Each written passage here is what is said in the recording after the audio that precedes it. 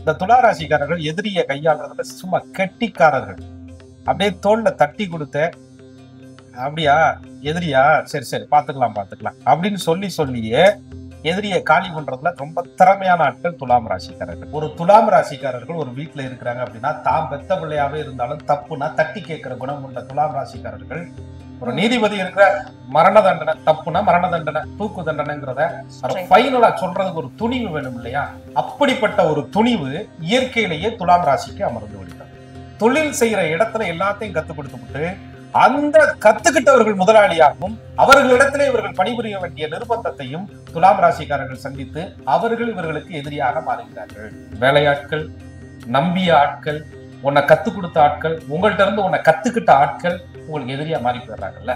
கிடைக்க நல்ல ஊதியம் கிடைக்கும் நினைச்சு போனதுக்கு அப்புறம் சரியான வாய்ப்புகள் கிடைக்காம கம்மியான சம்பளத்துல அதை விட்டு வெளியில வர முடியாம அவர்களுக்கு உழைச்சு கொடுக்க வேண்டிய நிர்பந்தத்துல துலாம் ராசிக்காரர்கள் அந்த புதன் பகவானால் பாதிப்படைகிறார்கள். உறவு முறைகள்ல தொழிலாளர்களை சொல்லுது. அப்ப மாமா, குழந்தை, தொழிலாளி இது எல்லாமே உங்களுக்கு ஒரு விதத்துல எதிர்ப்பா மாறுறதுனாலதான் தொழில் செய்யற இடத்துல நீங்க சில தடுமாற்றங்களை சந்தித்து யாரை நம்புறது யாரை விடுறதுன்னே தெரியாம தொழிலையும் ஒரு கட்டத்திலே இழந்து தவிக்க வேண்டிய நிர்பந்தத்தை துலாம் ராசிக்காரர்கள் அனுபவிக்கிறார்கள். அடமானம் வச்சு தரேன் அல்லது நானே கல்வி தரேன், நீ போய் வச்சுக்க, எனக்கு திருப்பி கொடுத்துரு அப்படிங்கும் போது அந்த தங்க பொருளை தானமாக கொடுத்து ஒருத்தனை காப்பாத்துறேன்னு சொல்லும் போது உங்களை காப்பாத்துறதுக்கு ஆளு இல்லாம இருக்குது. வணக்கம் சார். வணக்கம். குரு வாழ்க, குருவே துணை. அடுத்ததான் நம்ம பார்க்கக்கூடிய ராசி பாத்தீங்கன்னா துலாம் ராசி. பொதுவா துலாம் ராசினாலே அவங்க அந்த நீதி சக்கரம். சோ எப்படி இருப்பாங்கன்னா, சிக்கன் திறப்பின் குற்றம் குற்றமே. சோ பொதுவா எல்லாருமே அந்த மைண்ட் செட்ல தான் இருப்பாங்க. ரொம்ப ஜட்ஜ்மெண்டலா இருப்பாங்க. எந்த விஷயமா இருந்தாலுமே கட் அண்ட் ரைட்டா சொல்லிட்டு இருப்பாங்க. சோ இவங்க இந்த மாதிரியான ஒரு சூழ்நிலையில இந்த மாதிரி ஒரு குணம் படைச்சவங்களா இருக்கிறதுனால பிளெக்சிபிலிட்டி கொஞ்சம் கம்மியா தான் இருக்குமோ. எதிரியுமே வளைஞ்சு கொடுக்காத இருக்கிற போது கண்டிப்பா எதிரிகள் வந்து ஃபார்ம் ஆகலாம். சோ இவங்களுக்கு இந்த குணத்தினாலதான் எதிரிகள் இருக்காங்களா, இல்ல வேற ரூபத்துல வேற விதமான எதிரிகள் வராங்களா இவங்களுக்கு? நிச்சயமா நீதி சொல்வதனாலையும் நீதியை போதிப்பதனாலையுமே எதிரிகளை சுமக்கக்கூடிய ஒரு ராசி துலாம் ராசி. இவங்க எப்பயுமே பாருங்க, நீங்க சொன்ன மாதிரி ஜட்ஜ்மெண்ட்னு ஒண்ணு சொல்றாங்கல்ல, கோர்ட்டுக்கு போய் தான் ஜட்ஜ்மெண்ட் வாங்கணுங்கிறது இல்ல. ஒரு துலாம் ராசிக்காரர்கள் ஒரு வீட்டுல இருக்கிறாங்க அப்படின்னா, தாம் பெத்த பிள்ளையாவே இருந்தாலும் தப்புனா தட்டி கேட்கிற குணம் கொண்ட துலாம் ராசிக்காரர்கள் தப்ப தட்டி கேட்கறதுனால சில தருதலைகள்கிட்ட எதிரிகளை சம்பாதித்துக் கொள்கிறார்கள். இவங்க இதுதான் இப்படிதான் இருக்கும், இப்படிதான் நடக்கும், இப்படிதான் எதிர்காலம், இப்படித்தான் அமையும், சொல்றத கேட்டா கேளு, கேட்காட்டி போ, எப்படியோ போய்த்துல அப்படின்னு கடந்து போக மாட்டார்கள். பாடம் புகட்டும் வரை துலாம் ராசிக்காரர்கள் ஓய்வதே கிடையாது. ஏன்னா ராசி மேல சனீஸ்வரன் உச்சம் பெறதுனால சனி பகவானுக்கு இன்னொரு குணமும் உண்டு. சொல்லுவாங்க சோம்பேறித்தனா அல்ல அவர் மந்த புத்தி அப்படின்லாம் சனி பகவானுக்கு சொன்னாலும் கூட உச்சம் பெறும்போது நீதியை நிலைநாட்டுவதிலும் தப்ப தட்டி கேட்பதிலும் சரியான விஷயத்தை தண்டனை கொடுத்து பாடம் புகட்டுவதிலும் துலாம் ராசிக்காரர்கள் கெட்டிக்கிறார்கள். அதனாலதான் அந்த இடத்துல தராசு உச்சம். ஒரு நீதிபதி இருக்கிற மரண தண்டனை தப்புனா மரண தண்டனை, தூக்கு தண்டனைங்கிறத ஃபைனலா சொல்றதுக்கு ஒரு துணிவு வேணும் இல்லையா? அப்படிப்பட்ட ஒரு துணிவு இயற்கையிலேயே துலாம் ராசிக்கு அமர்ந்து விடுகிறது. இதுல இவர்களுக்கு 6ஆம் இடம் அப்படின்னு சொல்லக்கூடிய ஒரு ஸ்தானம் இருக்கு. அதுதான் எதிரி பாவகம் அப்படின்னு ஜோதிடத்துல சொல்லப்படுது. 6ஆம் இடம். 6ஆம் இடத்தில் இருக்கும் கிரகம், 6ஆம் இடத்தை பார்க்கும் கிரகம், 6ஆம் இட அதிபதியோடு சேர்ந்த கிரகம், 6ஆம் இட அதிபதியினுடைய நட்சத்திர சாரத்திலே இருக்க கிரகம், இத்தனையும் சேர்ந்து எதிரியா வேலை செய்யும் ஒருத்தருக்கு. அதனாலதான் எதிரியும் கடனும் இல்லாத மனிதனே இல்லை அப்படின்னு சொல்றோம். அந்த எதிரி யாரு அப்படின்னு தெரிஞ்சு நுட்பமா கடந்து போற ஆட்களும் இருக்கிறாங்க. இந்த துளாராசிக்காரர்கள் எதிரியை கையாளுறதுல சும்மா கெட்டிக்காரர்கள். அப்படியே தோல்ல தட்டி கொடுத்த, அப்படியா எதிரியா, சரி சரி பாத்துக்கலாம் பாத்துக்கலாம் அப்படின்னு சொல்லியே எதிரியை காலி பண்றதுல ரொம்ப திறமையான ஆட்கள் துலாம் ராசிக்காரர்கள். எதிரின்னு தெரிஞ்சதுக்கு அப்புறம் நேரடியாவே எதிர்த்துறாம, ஆனா எதிரியை ஒரு கண்ணு வச்சுக்கிட்டே இருந்து சரியான சந்தர்ப்பம் கிடைக்கும் போது எதிரியை அழிக்கும் குணம் கொண்ட துலாம் ராசிக்காரர்களுக்கு இந்த நுட்ப அறிவை யாரு கொடுக்குறா அப்படின்னா, இவர்களுக்கு எதிரி கிரகமான குருவே கூட சில நேரங்கள்ல கொடுத்துறாரு. ஏன் அப்படிங்கும் போது அந்த குரு தான் இவர்களுக்கு 6க்கு அதிபதியா வர்றாரு. ஆனா அதே குரு பகவான் 3ஆம் இடங்கிற ஆதிபத்தியமும் இவர்களுக்கு முயற்சி ஸ்தானமும் வர்றாரு. ஆனா எதிரியினுடைய வீட்டுல போய் உட்கார்ந்து அப்படி கால் மேல கால் போட்டு எந்தூருப்பா வந்து பாருன்னு சொல்லக்கூடிய ஒரு குணம் துளாராசிக்கு இருக்குதுன்னு கேட்டா, ராசியாதிபதி என்று சொல்லக்கூடிய சுக்கிரனை எதிரியினுடைய வீட்டுல போய் உச்சம் பெறுவதால், எங்கேயாவது எதிரி வீட்டுல போய் ஒருத்தர் பலமடைகிறத பாத்தீங்களா? இவர்களுக்கு நேர் தேவகுரு என்று சொல்லக்கூடிய குரு பகவான் இந்த அசுர குருவை ஆதிக்கமாக பெற்ற துலாம் ராசிக்காரர்களுக்கு எதிரி கிரகமாகவே இருந்தாலும் கூட அவருடைய வீட்டிலே போய் உச்சம் பெற்று தன்னுடைய நியாயத்தை நிலைநிறுத்தக்கூடிய ஒரு ராசி துலாம் ராசி. 4க்கு அதிபதி 5க்கு அதிபதி என்று சொல்லக்கூடிய சனி பகவானுக்கு உச்ச வீடு கொடுத்த ஒரு ராசி துலாம் ராசி. அப்ப 2ல ஸ்ட்ராங் ஆயிடுறாங்க பாருங்க. எதிரிகளை அழிக்கும் இயல்பா இருக்கு. வீடு மனை வாகனம் சொத்து சுகம் பூமி பாக்கியம் எல்லாத்தையும் கொண்டு வந்து தன்னுடைய வீட்டுல உச்சப்படுத்துவதற்கும் இவர்களுக்கு அதீத அமைப்புகள் இவர்களுக்கு இருக்கு, ஸ்ட்ராங்கா இருக்கு. அதே நேரத்துல அந்த 6க்கு அதிபதியான குரு பகவான் தொழில் ஸ்தானத்துல போய் இவர்களுடைய ஜாதகத்துல உச்சம் பெறார். அதே குரு பகவான் 4ஆம் இடத்துல நீச்சமும் அடைகிறார். அப்ப வெளியில புலி, வீட்டுக்குள்ள பூனை. துலாம் ராசியினுடைய நிலை. இப்ப துலாம் ராசிக்காரர்களுக்கு 6க்கு ஆதிபத்தியம் பெற்ற குரு பகவான் 10ஆம் இடங்கிற தொழில் ஸ்தானத்துல உச்சம் அடைகிறார். பொதுவா ஜோதிட சாஸ்திரத்துல 6ஆம் அதிபதி செயலிழந்து போகணும்னு ஜோதிட சாஸ்திரம் சொல்லுது. 6, 8, 12 கூடியவர்கள் ஜோதிடத்துல நீச்சம் அடையணும், பகை வீட்டுக்கு போகணும், கெட்டு போகணும், பாதகாதிபதியை வலுப்பெறக்கூடாது. அப்ப தொழில் செய்யற இடத்துல துலாம் ராசிக்கு எதிரிகள் உண்டாகுது. தொழிலே சில நேரத்தில் எதிரியாக மாறுது. தொழிலுக்காக நிறைய இன்வெஸ்ட்மெண்ட் பண்றது, தொழிலுக்காக தன்னுடைய நேரத்தை செலவழிக்கிறது, அந்த தொழில் இவர்களை தின்றுது. தொழில் செய்து வாழணுங்கிறதுக்கு பதிலா தொழில் செய்து தன்னை இழந்த துலாம் ராசிக்காரர்கள் அதிகம் இருக்கிறார்கள். தொழில் செய்யற இடத்துல எல்லாத்தையும் கத்து கொடுத்துவிட்டு அந்த கத்துக்கிட்டவர்கள் முதலாளியாகவும் அவர்களிடத்திலே இவர்கள் பணிபுரிய வேண்டிய நிர்பந்தத்தையும் துலாம் ராசிக்காரர்கள் சந்தித்து அவர்கள் இவர்களுக்கு எதிரியாக மாறுகிறார்கள். அடுத்து 6ஆம் இடம் என்று சொல்லக்கூடிய குருவினுடைய வீட்டிலே 3 நட்சத்திரங்கள் இருக்கு. அந்த நட்சத்திர அதிபதிகள் யாருன்னு தெரிஞ்சா எதிரியை கண்டுபிடிப்பது ரொம்ப ஈஸி. அப்படி துலாம் ராசிக்கு 6ஆம் இடம் என்று சொல்லக்கூடிய மீனத்திலே புரட்டாதி, உத்திரட்டாதி, ரேவதி பூரா யாருங்க? இவர்களுக்கெல்லாம் நன்மை செய்யக்கூடிய ஆட்கள். பாருங்க, துலா ராசிக்கு புரட்டாதியை கூட விட்டுருங்க, அது குரு நேரடி எதிரி கிரகம்னு சொன்னாலும் அவர் வீட்டுல போய் உச்சம் அடைகிறீங்க. இந்த உத்திரட்டாதி யாருது? சனி பகவானுடைய நட்சத்திரம். சனி இவர்களுக்கு யாரு? 5க்குடைய பூர்வ புண்ணியாதிபதி, 4க்குடைய சுகாதிபதி. நீங்க வீடு கொடுத்து உச்சமும் அடைய வச்சிருக்கிறீங்க, உங்க வீட்டுலதான் உச்சமும் வர்றாரு.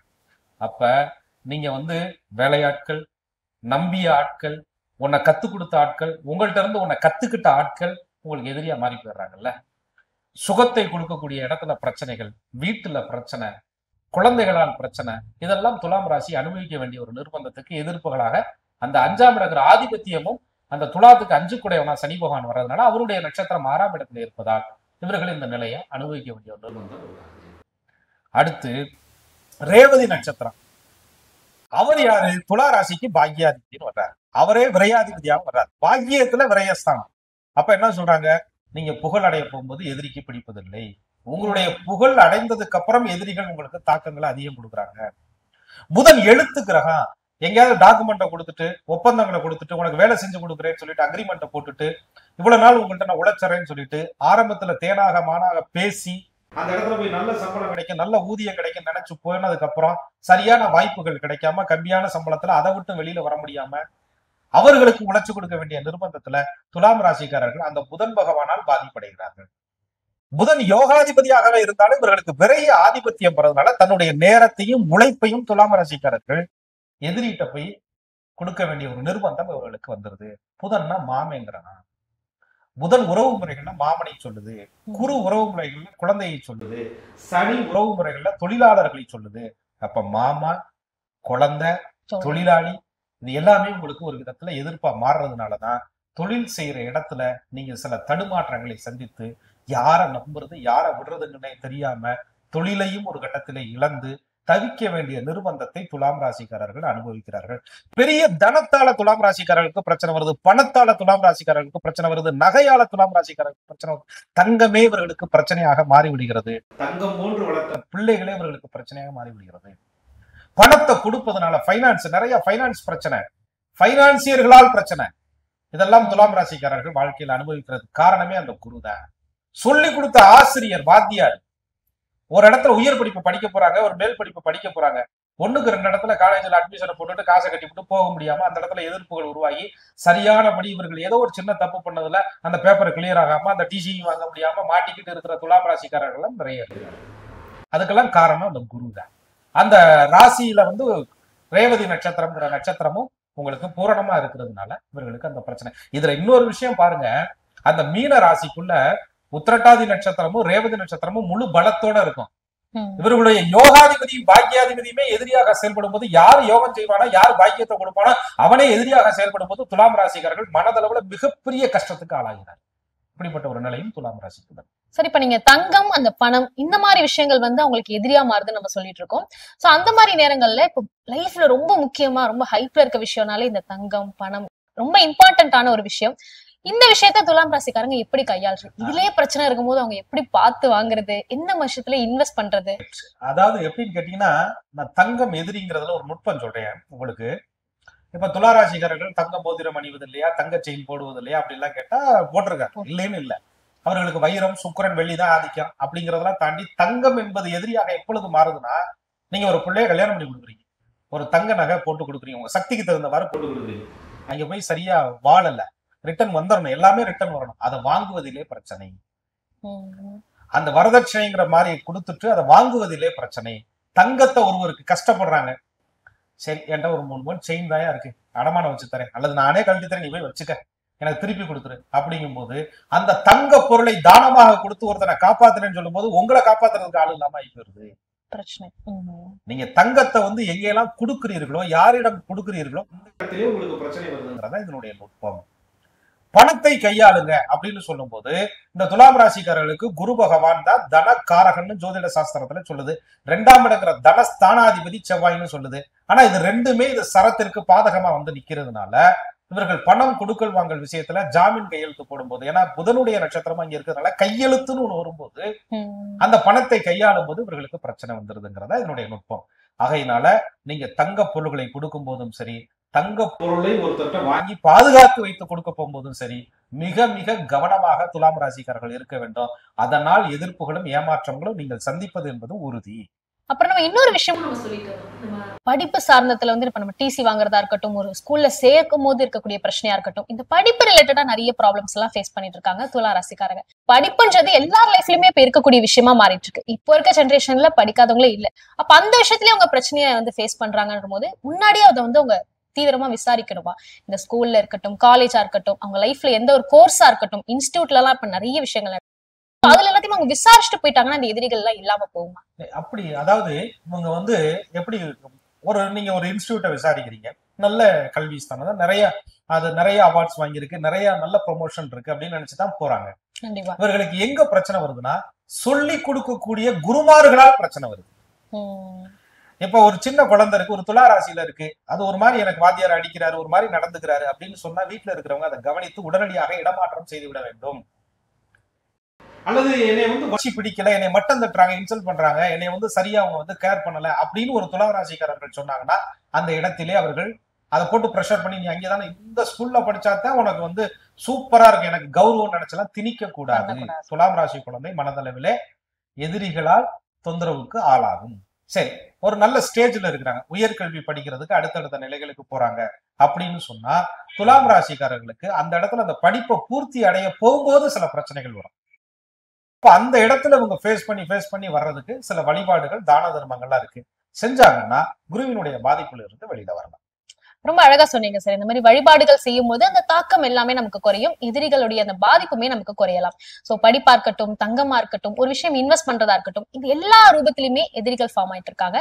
இதுக்கு நமக்கு ஏத்த மாதிரியான பரிகாரங்கள், வழிபாடுகள்லாம் நம்ம என்ன சொல்லலாம்? நிச்சயமா, அதாவது எதிரி கிரகத்திட்ட போய் சரணாகதி அடையணும், எதிரிட்ட சரணாகதி அடைய சொல்லல, ஆதிக்கத்திட்ட சரணாகதி அடையணும். ஏன்னா நீங்க அங்க போய் உச்சமும் வேற பெறுவீங்க அப்படின்னு சொல்றதுனால பொதுவா வந்து இவர்கள் வந்து சித்தர்கள் வழிபாடு, அந்த குரு மகான்களுடைய வழிபாடு வியாழக்கிழமைகளிலே துலாம் ராசிக்காரர்கள் செய்து வருவது என்பது மிகப்பெரிய ஒரு நல்ல பலனை கொடுக்கும்.